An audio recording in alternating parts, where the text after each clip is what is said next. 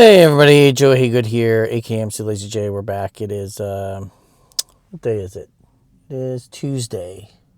No, Wednesday. I take that back. It's Wednesday. I'm just sitting in my car for a few minutes to put together a little vlog. I noticed the lighting also is better in my car than it is in my office. Also, with the wider lens on this thing, I'm always worried it's capturing stuff that it shouldn't in my office, so I just figure it's easier to do this out here. The other times I captured stuff, I had my wall behind me, so there was nothing on that wall, my exterior wall. But I just recently, for our Carnival cruise, my wife and I were talking, and we just found out, I guess last week, maybe the week before, about this $40 to $43 hike for entering a Mexican port, and that kind of sucks. I understand port fees are a thing, and port fees are important. Port fees help fund the development of the port, although I've never been on a cruise, but from what I've heard, there are certain ports that need more work than others and aren't really doing it. And so, most Caribbean ports, like when you pay your cruise fee, there's literally a line item, the port fees and taxes, right? And that basically pays for all your port fees for wherever you're going. In our case, for our Virgin cruise, we had port fees for the Dominican Republic, for Puerto Rico, for the Virgin Islands, and for Bimini. And probably for Miami, would not surprise me as well. So I get that. I think the big wherewithal with this is the amount of the port fees. In this case, this is something where it sounds like they're 213% higher than most standard port fees in the Caribbean, for example. Which it's pretty extreme, especially when you consider how much tax dollars bring into their economy, how much cruise travelers bring to the economy. When you put a port fee of this magnitude, and the cruise lines have already said this, they are going to modify their cruises in the future, with future sailings, where they reduce the dependency on visiting Mexican ports. Now, I will say that's difficult for the West Coast, because really, your sailings pertain of one of three places is what I've come to understand. Cruises to Mexico, cruises to Alaska, cruises to Hawaii. I know there's a couple that kind of coastal travels that go and start in like LA or San Diego and end in Vancouver, but for the most part, those are not as, I think, popularly driven as much as the Alaska, Hawaii, Mexico. And so now what I think what will happen, now like I said, we are affected by this because our cruise in September next year ports in Ensenada. Now our first port is Catalina Island. Obviously that's literally part of LA County, part of California. There's nothing really there, nothing significant. Matter of fact, you don't even technically port there because you use tender boats to get in. But we do go to Ensenada. And because it's per person, and we have 4 people in our party, we're looking at about $168 for these port fees. Now, I do know that they just kind of suspended, or didn't suspend, but they're delaying the enactment of these fees until July 1st. I think some of the big to-do is this literally was talked about 2 weeks ago, and here it is. I think the other big thing is that these fees that are being charged, so they're port fees, right? So you figure, hey, they're going to go to modify the port. No. I believe it is 2/3 of this goes to fund the military of Mexico, which it's not cool. I mean, I understand you have to fund the military. It seems an interesting way to do it, but I don't know. I think that there are better options to use than that, but neither here nor there. Mexico gets to choose how they do their budgetary numbers, and that's how they want to do it. I think in the long run, though, it could affect them. I think the reason they delayed this is they're trying to maybe work something out with the cruise lines to maybe either reduce the fee a bit, find some negotiation that way. Excuse me. Everybody can claim that they got to win. If the fee goes down, the cruise lines can say, hey,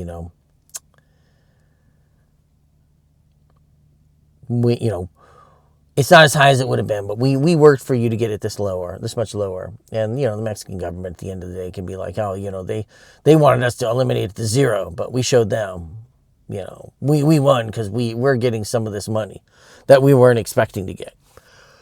So I know that's a possibility. It's going to affect us come up in the fall. And it has affected us. Like my wife and I were kind of talking about like, hey, maybe we should try some of these other cruise lines and cruise like from the West Coast and kind of check out some of their sailings. We were looking at NCL, at Princess, Royal Caribbean. Oh my goodness, excuse me. Got the yawns hitting me all of a sudden. But the issue is that almost all of those are going to go to Mexico. And the bigger thing is, and I don't know, no one's been able to clarify this for me that I've understood. If I go to 3 ports in Mexico, like the famous Love Boat cruise, which is Mazatlan, Puerto Vallarta, Mazatlan, and I think Cabo. Do I have to pay that $42 for each port? If it's me and my wife, that means I'm paying $84 3 times. That sucks. And my guess is it's probably each port. And the bigger thing is you say to yourself, oh, well, I just won't get off the port. You can't charge me if I don't get off the boat. No, you pay it regardless. Whether you get off the boat or not. If the boat docks, you're getting charged. I don't know how that works in Cabo because that's a tender port, so I don't know if they technically count that as a docking or not, but it just has thrown a monkey wrench into some plans we had talked about, so we'll see where that goes. And some of that was still tentative because like we want to feel out how cruising goes. We may find out, we're not big fans, but I know that if we do like it, we've talked about like, hey, it might be something where we just plan like a 4 or 5 day cruise, a couple times a year and do that and try the different ones or stick with this particular brand and try to get status. There's things that you look at that could be neat with that. So, but this could kill a lot of that. I do think you could see more coastal round trip excursions that maybe hit 1 port to try to minimize your fees. So instead of seeing where you're hitting like 2, 3, 4 Mexican ports, you could see more of the, hey, we're going to go to Santa Barbara, San Francisco, Seattle, and back. Instead of doing the one way, they might do like, hey, we'll do a round trip.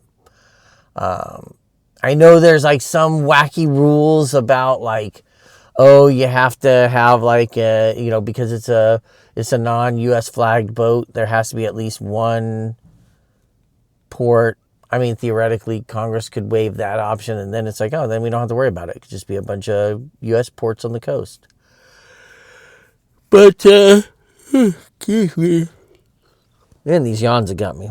But anyways, I guess we'll find out what's going to go on with that. But other news, the other big thing is we did register a dinner of 4 for the Carnival Firenze in September. So September 14th, we're going to go for a dinner at Il Viaggio as a graduation present to my son and his girlfriend because they both are graduating and my son really likes Italian food.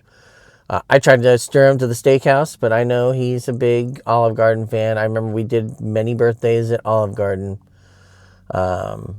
And even when I was in the hospital, there was a spaghetti factory close to the hospital, and they'd go there for dinner a couple times, I think. Him and my wife would go there for dinner while I was in the hospital. But, yeah, so we're doing El Viaggio. And the cool thing is we did it on opening day. So if you have a Carnival cruise, just so you know, and this was news to me, but it's really cool.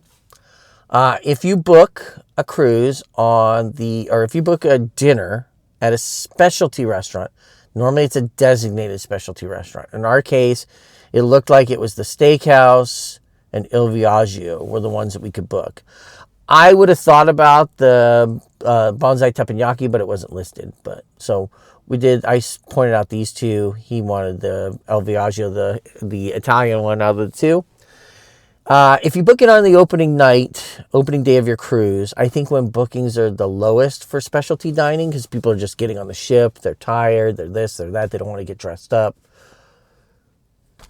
They throw in a bottle of house wine for your two guests, and that's for every two guests at your table. So in our case, because it's my wife, myself, my son, his girlfriend, we will get 2 bottles, at least that's the way it explains it in the promotional materials, 2 bottles of house wine for our table. One for me and my wife, one for my son and his girlfriend. So that's going to be kind of cool. That's really neat. I'm happy to jump on that. It seemed a relatively low impact thing to do. Cost wasn't like super terrible. Let's just say about the $40 range per plate. But, that does give you, I believe you get an appetizer or 2, main course, dessert. Plus, like I said, getting the free bottle of house wine. I know house wine's basically like, hey, it's like getting alcohol for your drinks. But, it's still, you figure it's like, hey, this is probably a $15, $20 bottle of wine. So, you take that. And me and my wife are not huge drinkers. So, it's like, hey, can we take it back to the room? If I find out we have to finish it, it's like, well, we're probably not going to finish it. But if we can bring it back to the room, we're not bringing any. Excuse me. We're not bringing any alcohol on board, and we're not probably buying the drinks package. We'll buy the sodas package, but we're not going to buy the drinks package. We're probably just going to buy a couple a la carte drinks here and there. The math just doesn't work out. $660.32 for 2 people. Because Carnival raised the drink package. But, that's a pretty hefty thing. And you have to drink a lot of freaking drinks to hit that. And we are not huge drinkers. I admit we're on vacation. We will drink more than we normally would.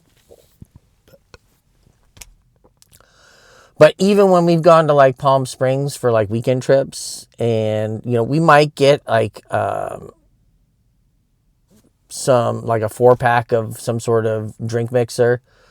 I think last time we got Malibu rum and Coke that was pre-made in cans. I've done rum and Coke, or Malibu rum and Coke, Cuban Libre, however you want to call it. We did a steakhouse one year while we were there, but like we don't drink a ton. We're not like I'm looking at the Virgin thing, and at first I'm like I was like, man, $250, man, we'll blow through that like tomorrow. But then I was like, will we? Because like, I don't think we're going to drink more than 2 or 3 drinks in a day each. We'll probably spend more on specialty coffee because my wife loves specialty coffees. We'll probably spend more on that than we will on freaking alcohol. But so we're not doing the drink package. We'll probably get the soda package because I do like having my soda. I'm not going to lie. So that's probably the extent of but like, we're not going to have we're not bringing any, I know you can bring 2 bottles on board per cabin, 1 per person, I guess, but we're not going to do that. So having that bottle of wine, oops, as I hit my microphone, I apologize. Having that bottle of wine at your table is like so cool. And it's free. I know you can sit there and say, well, yeah, but you're paying for specialty dining. It's their thing to get you through the door. I'm like, I get it, but if it basically is taking $10 each off of our dinner to equate for the thing, I'm still getting my dinner for, $30, which is pretty good at like a high-end restaurant. That's a pretty good price. Shit, we were just at Lazy Dog, and if you want to buy Texas Roadhouse. When I buy an 11-ounce sirloin, it's $20, $22. So, and I know you can sit there and say, oh, well, Olive Garden. I'm like, well, let's put it this way. I can't guarantee it, but I'm hoping that because you're paying for this experience, that the dishes and tastes are elevated above normal main dining room / buffet fare. So we're going to get a really good meal, and it's at a good price. And when, like I said, you factor in the bottle of wine, it's like getting a $10 discount on each meal. That's great. I can't complain about that. So I consider that a score win. So I'm looking forward to that. It's going to be cool. Other cruise is just kind of doing its thing. We're just waiting for we're getting close to the 100-day counter where we're going to be under 100 days till it launches. Big thing, the big milestone for us is like February 3rd when we get to book dinner reservations, and I think everything else for booking unlocks at that point. It does say like the exercise classes. I don't know if you can book those ahead of schedule, and the shows, but I don't think you can book those ahead of schedule either. So I don't know if it's just a thing they're showing in the app or what, but we'll figure all that out when we get there, and we'll talk about it. The key for us is we're going to do all the restaurants except for Test Kitchen. I'm sorry. We do not have an adventurous palate. Nothing against Test Kitchen. I'm sure the food is great, but me and my wife have watched numerous Test Kitchen videos, and none of that looks appetizing. All of that looks like it would be devastating. I do not have an adventurous palate. I have a sensitive diet issue. It's not allergies per se, but just my stomach does not agree with a lot of things because of the Crohn's. And the last thing I want to do is tempt fate with one of those dinners. So no, we'll do the Lucky Lotus, and we'll do Gumby and Extra Virgin and Pink Agave and the Wake. And we'll probably do brunch at both the Wake and Razzle Dazzle. Oh boy, sorry, stretch came out of nowhere. But yeah, so the Mexican fee is kind of a bummer. We'll see how that goes. Getting dinner's nice, and waiting to plan reservations for the Virgin Voyages stuff. So that's going to do it for this vlog. So thanks everybody for watching. Have a great afternoon, evening, wherever you're at. We will see you next time. Bye.